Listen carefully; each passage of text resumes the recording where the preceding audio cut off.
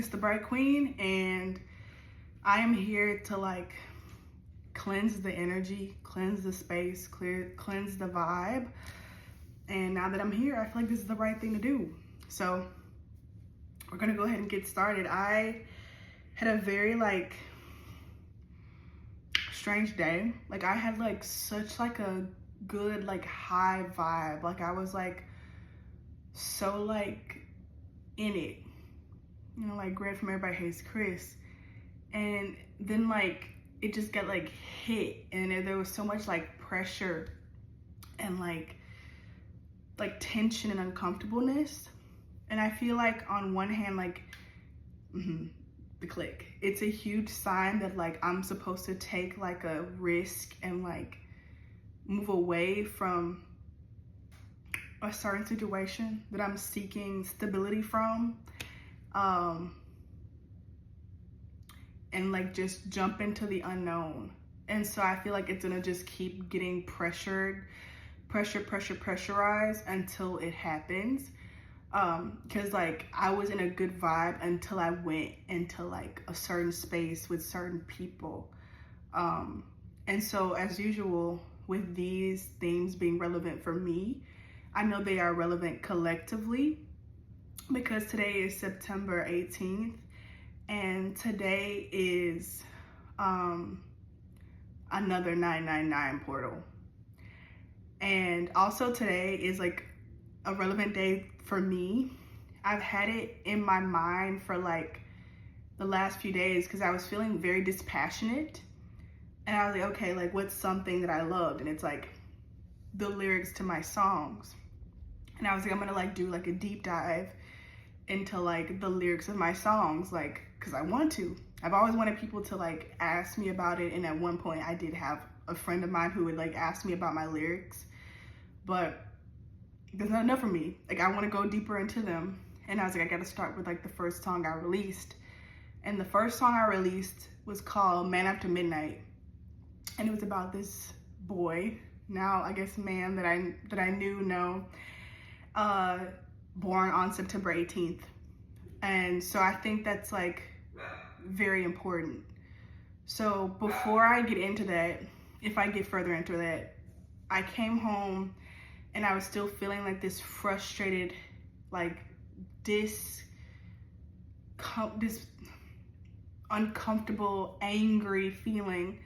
I was like asking like my intuition, like, what can I do? Like, how can I help myself? And one of the things that helped was playing with my beautiful niece. She was in here, so she's blessed the space. She's been moored the space. And I was downstairs and I was like in the kitchen getting some water, and on the counter was this by my mother's, I think, lunchbox. And it's a book of poetry that I wrote for her for Christmas. And I was like, oh my gosh, this is for me, because it was lost. I haven't seen this in years. And I started reading it and I was like, holy shit. I've talked about before in my videos how like when I say something or I convey something in a moment that doesn't feel like it was personal for me, a month later, weeks later, years later, I'll listen to it back or I'll like come across it again and it'll be like perfect for the situation that I found myself in. And this was that. And I only read the first page, so I'm gonna read like until I feel like it's the end. But what's so interesting is like I thought like I was newly like really into this idea of freedom, but I've been finding like little notes or things about myself from the past where I was already like into this idea of like freeing myself. And here's another example: 30 Pages of Freedom by Jabria Bennett, December 2018. So I'm gonna read it. It says, this book is old. It's 50 years from now and this book is old. It's sitting somewhere in a closet or in an open drawer, and no one cares about this book. No one cares about this book because there's a party down the block and because there are bills to pay and last week you forgot. because there's a park down the road, because now it's getting cold and the sky has just turned dark and you're thinking it's time to turn in because of the counting numbers on a clock and the lights are off. And this book is old. This book is so old, and no one cares about this book. No one cares about how 50 years ago a girl in black sunglasses had something to say. And honey, I guess this is proof of her unyielding stubbornness, because I wrote it anyways. And then I have the song Where the Skies Are Blue, which I recently covered in one of my readings.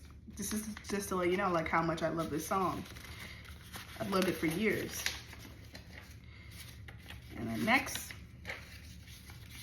I have this. It says, why does everything always sound like music when there is nothing but silence? I split a piece of bread down the middle, and yet both pieces are for me. Why do we do that? It's like we're waiting for someone who needs the other half. But what happens when there is someone who needs it, but not as much as you? I'll tell you what I do. I swallow it whole. Here's to the times when I gave it all away. And then I have this song by Florence and the Machine. I'm going to attempt to sing it.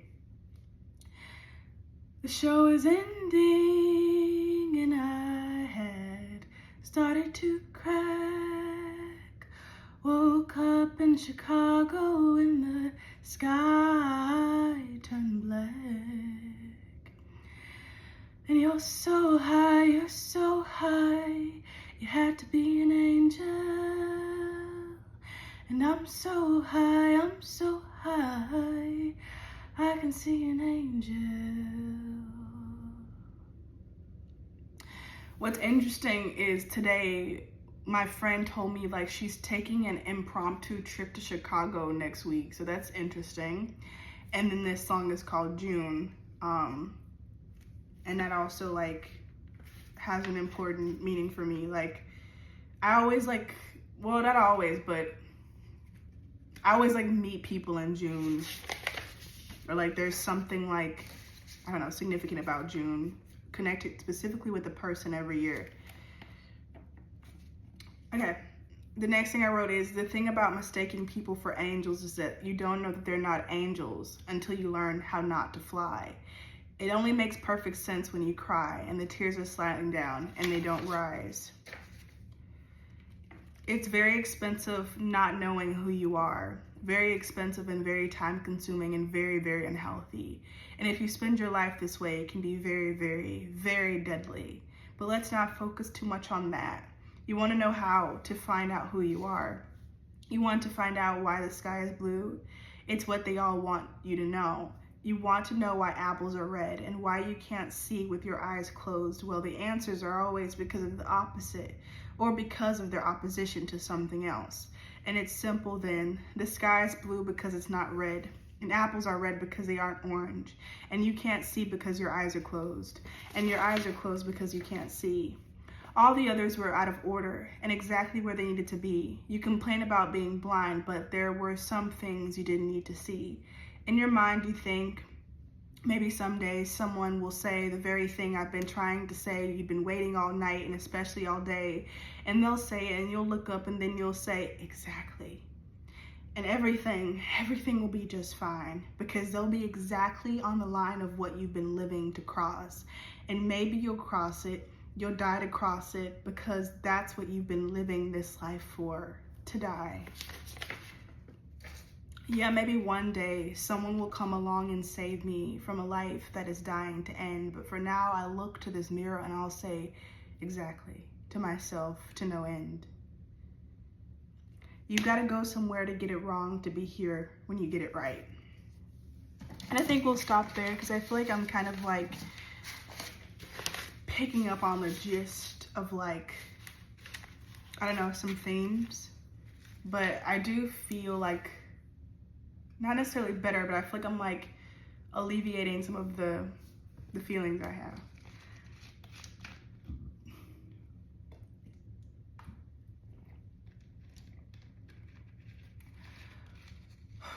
So I feel like what's happening, or at least what I'm feeling, is like the dying, the death, or rather the birth really, you can put it like that, the birth or the emergence of like the self, the you who is no longer afraid of like dismantling certain connections, and letting go of an old way of being that was so concerned about what people think, or could be like what a specific group of people thought, or maybe like what a lot of people think. But going back to the September 18th and that song I wrote, Man After Midnight, about that person born on this date, that song is like, something about a man after midnight, he's always killing those headlights, and I don't mind. Something about the way he's pulling me in, it's like my very first sin. Something about a man after midnight. And it's like, I go on about like how basically this person could do anything, and like I'd go along with it because of their magnetism, because of how magnetic they were, and like forgo like the safety of myself, or forgo even like the desires or dreams of my own self, because I held this person's desires and dreams above my own. And I feel like that's extremely relevant now. Like, it's the end of that age, it's the end of that era, or whatever you want to call it. But it's like basically like that part of you that like cared so much about like pleasing someone or pleasing a system or catering to a certain group of people or a certain community or a certain entity, right? It's like leaving out. And I've been like feeling that today, like while I was at work. Like it was like this fear of like consequences leaving me.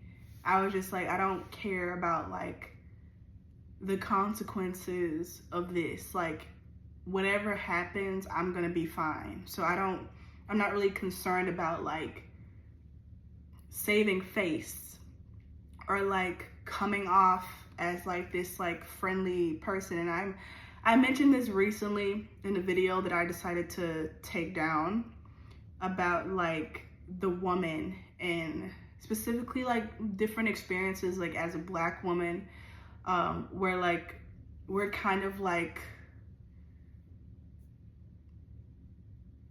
groomed by society to be like more demure, and like less ourselves, less rambunctious, because we are more readily seen as threats than other women.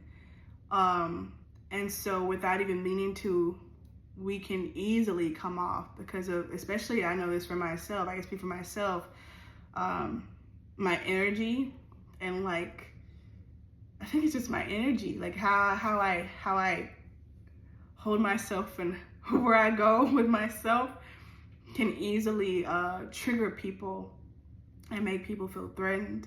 I have experienced this my whole life. Even when I was a child, grown men would be triggered and offended by things that I say. Grown women. As a child, I remember in like 5th grade, like this teacher, probably even before that, Jesus, I'm remembering now, 1st grade, kindergarten, and I would like say something or even just be like a certain way. I remember I was obsessed with Bow Wow, and I have always been like having this need to just be different from like how everybody else was. So when I was younger, and like all the kids, all the girls like had their hair a certain way, I wanted to be like Bow Wow, because I saw the power that he held, and I was like, I want my hair like his. And so my mama would like braid my hair in these like unique styles. And I remember that was triggering to a substitute teacher I had, and she told me like, you look like a boy. And it's so crazy how like I have like braids to the back now. And I feel like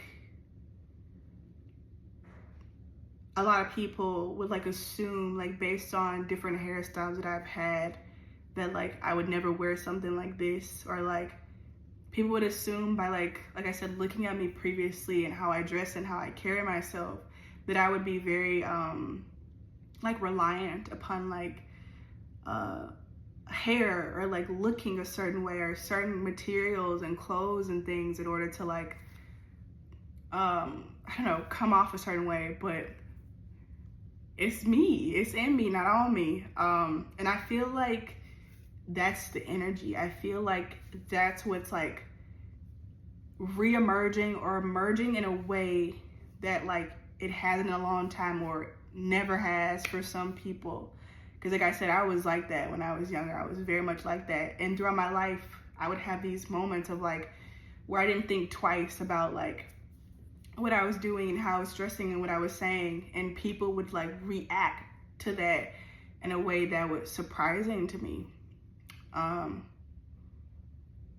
yeah, so we'll take a moment for that.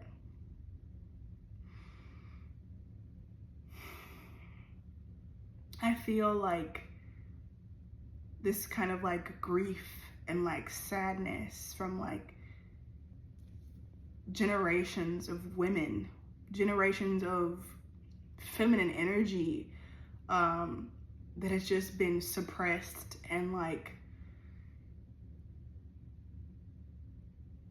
denied, unheard,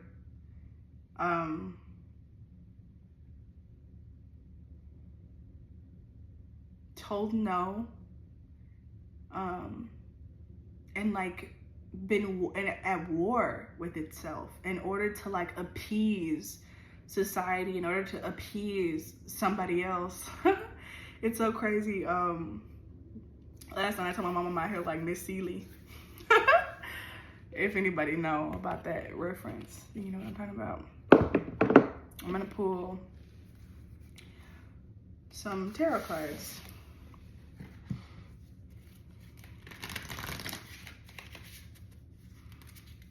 Yeah.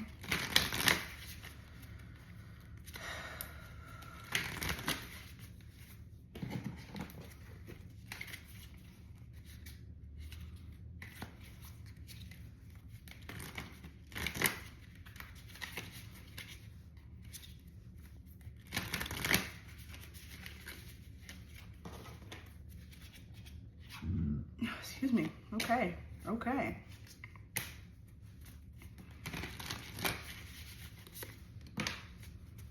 Okay. All right. Damn. When a real one hold you down, baby, you supposed to drown. Okay then.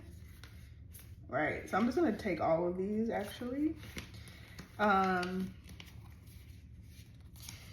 So we have here the Chariot, but it was like in reverse.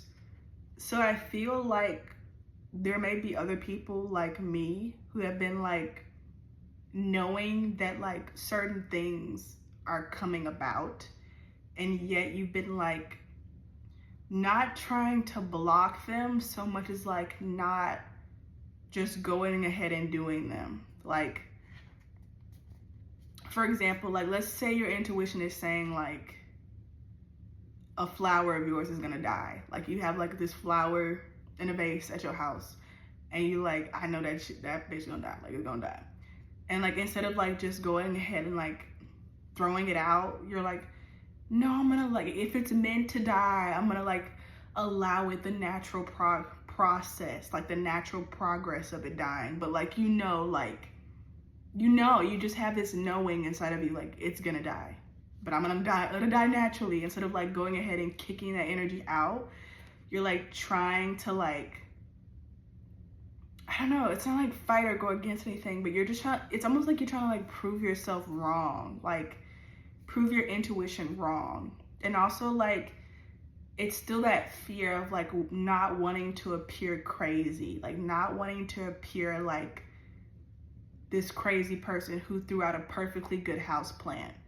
And I'm hearing for some people, this is relating to a marriage is what I'm hearing, like, or a relationship, maybe not even a marriage, like just like a romantic relationship or even a platonic one, familiar one, and you're just like, this shit is like, I just know it's not, like, it's at its end. But instead of like going ahead and like ending the connection, you're like, no, if it's like gonna end, then like there's gotta be something that's gonna happen, that's supposed to happen, that's gonna make it end, right? That's like, it's like that feeling.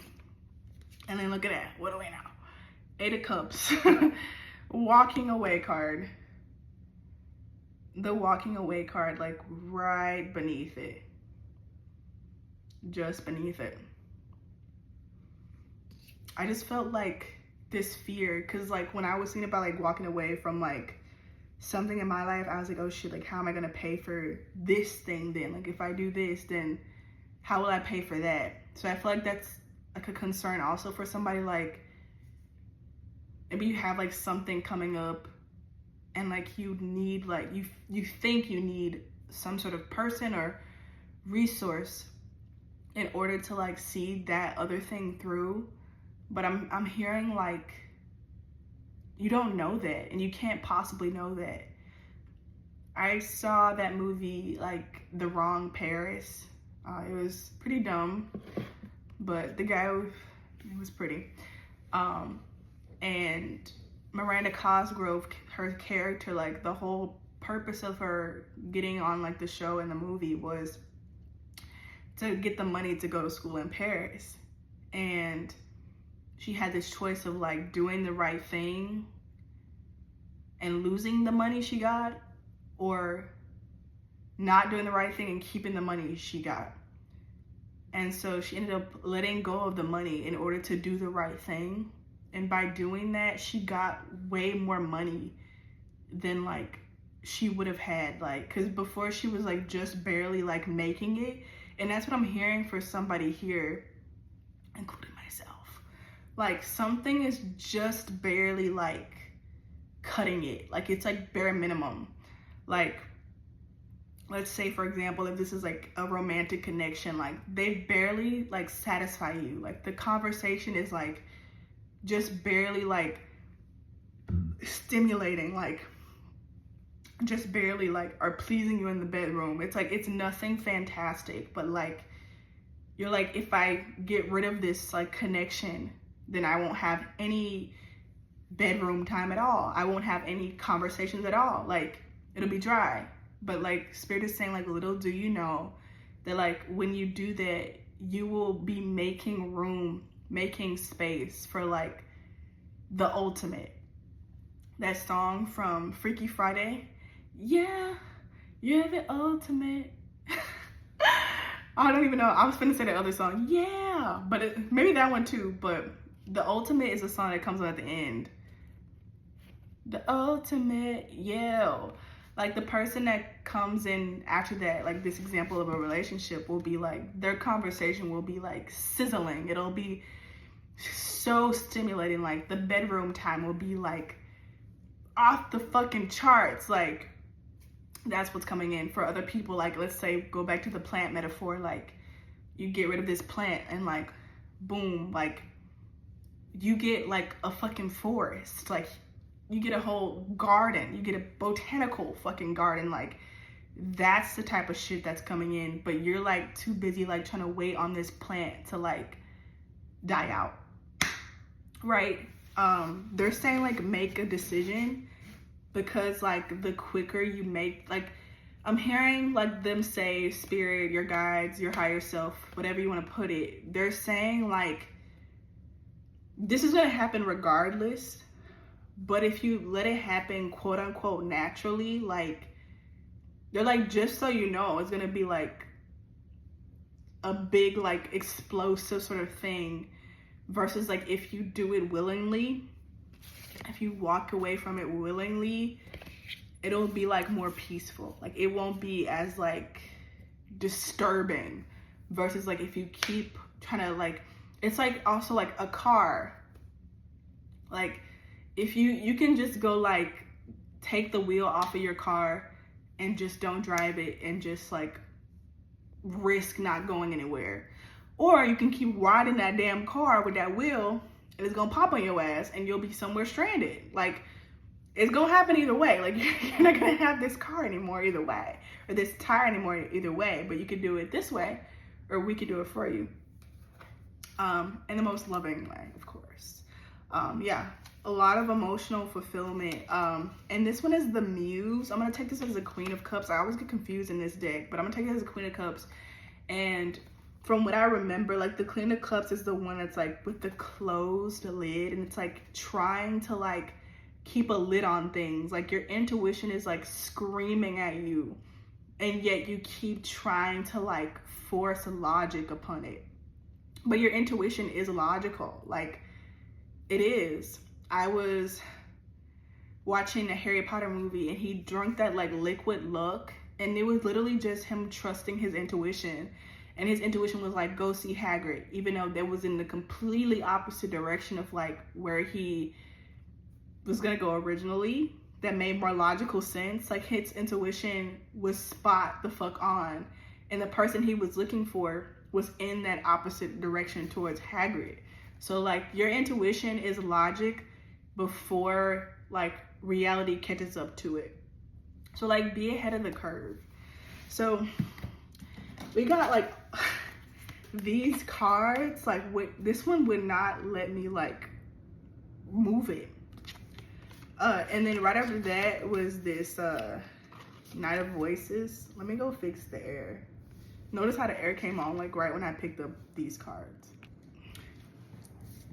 But yeah, notice like right when I got into this energy, the AC came on. So like, this is what I'm saying. This is what Spirit is saying. Like, right when you like put down those other cards you've been holding, or like, what's it called? A bird in the hand is worth two in the bush. Whatever the hell that is. Like, something like that. Or worm in one hand is worth a bird in the bush. I don't know. But it's basically saying like, once you put down what you got in your one hand, you can receive more. So like, once you let this go, action. It's like, we got action. We got fucking action. It's this one coming in hot, and this one coming in hot. Look how it's like two different elements. It's like you're being like sought after from all sides by like spirit, by love. Like, it's gonna hit you from like different directions.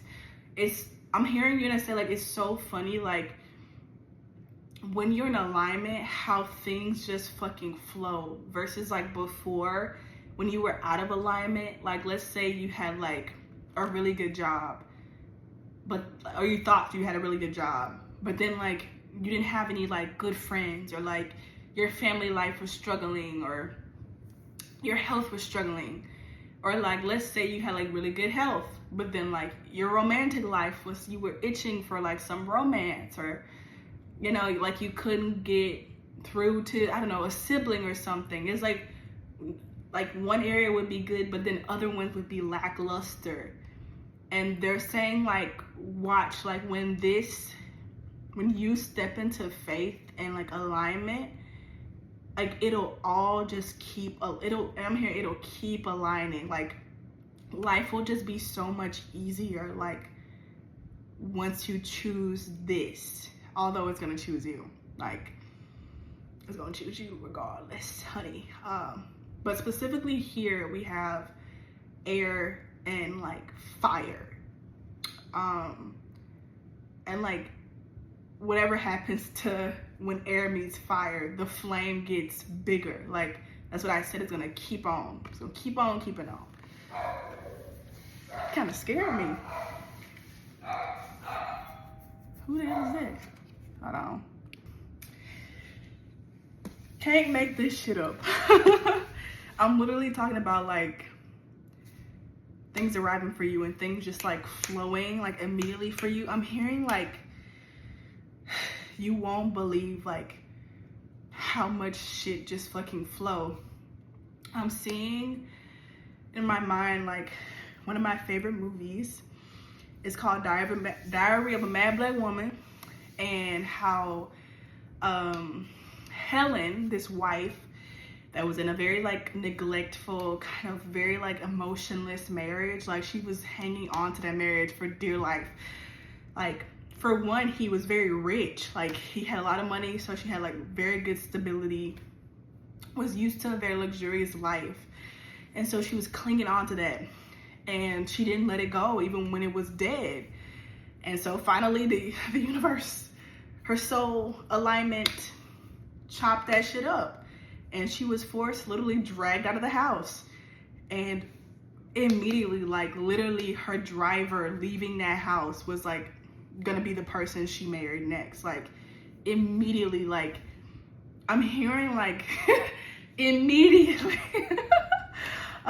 So for some people it will be immediately. For others it might be the next hour, the next day, the next week, the next blah, blah, blah, blah. I don't like to get into too much time, but that's what they're emphasizing, like the urgency of this. Like both of these people are coming in hot. And I say people, but like I mean horses. They're coming in hot. A horse and a Pegasus, excuse me. And then we have over here the Strength card and the Queen of Pentacles.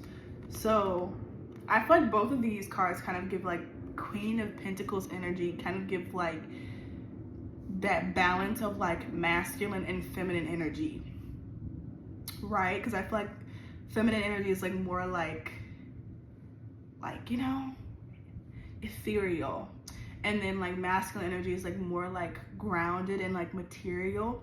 And so like Queen of Pentacles is like balance of both.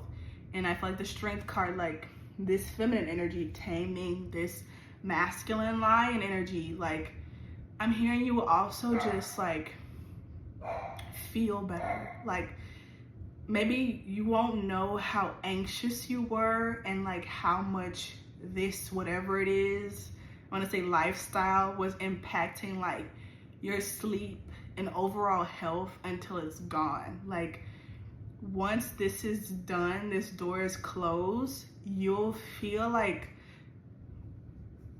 excuse me, maybe not immediately, like maybe it'll take like some adjusting, but definitely like once you're in like the thick of it, like you're like, I never had this much energy before. Like you'll just have so much energy and like inspiration, like creativity just flowing through you. And because you'll have like balanced out like yourself and the inside, like you'll have a creative idea, and then your masculine self will like have the means, like you'll have the means to like create it, like materialize it, and it'll just be like boom, boom, boom, boom, boom, boom, boom, boom, like this like perfect like equilibrium. I'm seeing the number 33, 38,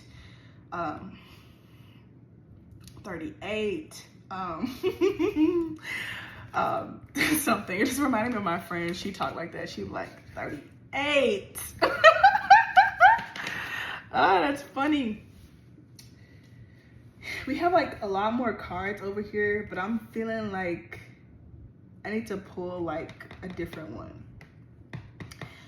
This is definitely like something that you have healed like ancestrally, like, and receiving this abundance and like living this aligned life. It's like undoing a curse from like forever ago, like blockages and abundance like throughout your family line. For some could be like blockages in terms of like fertility issues, or you know, like loving partnerships, you know, healed connections between like mother and child, father and child, like something healing. Amashikira. All right, we have here generous spirit. I'm hearing like the universe, spirit, source, God, you, like life will just be so generous. Like I'm telling you, like it'll be just so generous. I'm feeling like even like the hard times like won't hurt you. Like it'll just be different. Like for one, you'll have like so much support, and you'll have like like safe spaces, like not just like literally, but within yourself. that you just carry around with you. Where like, even if people try to like come for you, like you'll brave that like much easier than before. Like, I'm just hearing like hardships ain't gonna hit the same after this. Like, it's not gonna be the same after this. Like, it's gonna be like easier. Like, the hard times are over. That song, the dark days are over, the dark days are done. Can you hear the horses? Because here they come. And remember, I just showed you the cars with the horses. And I'm gonna go fix this air again because I don't want it to affect my voice. All right, I'm not gonna keep it too long, but ring around the fairies. And then on the bottom of the deck it says Queen, and beneath that says Bad Company. Bad company. So this is something I've said throughout. Like, bad company. The man after midnight was bad company. Whatever that person, that plant is bad company. And I'm hearing you'll do much better without it. I'm hearing like there's like people like hating on you. I don't know what it is. And somebody has like an accent. Like, why the fuck am I talking like this? Yeah, that's not how I talk. But just one of the perks of being me. Super empath. Somebody just touched my shoulder. So it says ring around the fairies. This looks like Powerpuff Girls to me. It's like a sisterhood, but I also just kind of feel like this mistrust kind of feeling. Let me see what this one is about. Give me a moment.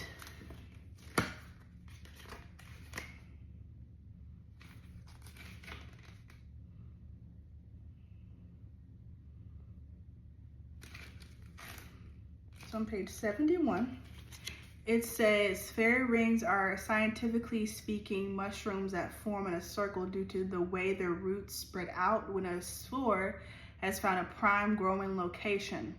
Much of European folklore has explained this natural occurrence by ascribing fairy activity to it, claiming the circles revealed where fairies dance and play. Mushrooms in this formation can be found in forests and other grassy areas. They are still referred to as fairy rings today. When this card is pulled, it's time to party, to create your own fairy ring by inviting friends over for a good time. See, that's what I'm feeling like. Everybody, are like the people around you now, not sure whoever this is for you, like you can't like celebrate with them. Like, they won't celebrate this success, whatever it is coming for you. And you know that, like, you know, like whoever these people are, like they don't celebrate the things that you celebrate. Like, there's like a disconnect. Like, it's just not connecting. Like, you can't take them, like the things you most get excited about, like you can't go and show them. And like, it's time for that to end. So I feel like I don't want to show these. We're gonna close out with like some advice for you, like what you need to hear most. I feel like this one, because it was on the bottom of the deck at the beginning, and now it's here again. And then we have the Magician here. So I'm hearing like it's your choice, but also I feel like this is something that's going to happen regardless. But I feel like this is both, like, if you're thinking about a person, or if you're thinking about a person, it's somebody that you already know, like from the past. If you're thinking about like more like career, or like where your life is going in general, it's something that you wanted to do in the past. It's something that you've always wanted to do. Like, I'm seeing like The Notebook and how Allie was like, when she was like, what, like 16, 17, she was like, I want a house that's white with blue shutters, and I want a porch that wraps all the way around the house, and I want a balcony up on the second floor so I can paint. Like, she like had all these like ideas, but like her life as told by like the people around her, her parents, was like, no, you're gonna be the wife of like a super rich man, and you're gonna live in the city, and you're gonna travel here, you're gonna do this, and you're not gonna work by a certain age, like you're not gonna paint, like. But at the end of the movie, where does she end up? She ended up at that house that was white with blue shutters, with the porch that wrapped around the whole house. Like, it was something that she wanted when she was younger. And it's the same for you. It's something that you've always wanted when you were younger, and probably always secretly 41 in the back of your mind. Like, you were like, I want this. I want my life to look like this. I want to be with this person. I want to be with this kind of friend group. I want to be in this kind of family. I want to be into this kind of, I'm hearing soil is very important to someone, pertinent, and very important to someone. Soil and like growing things. And I'm hearing this is coming back around. Follow it.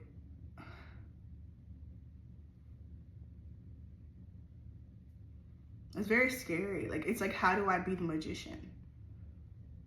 You be the magician by like releasing it all, like admitting to yourself what you want, and like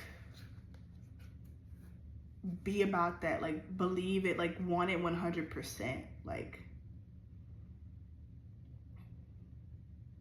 don't accept anything less.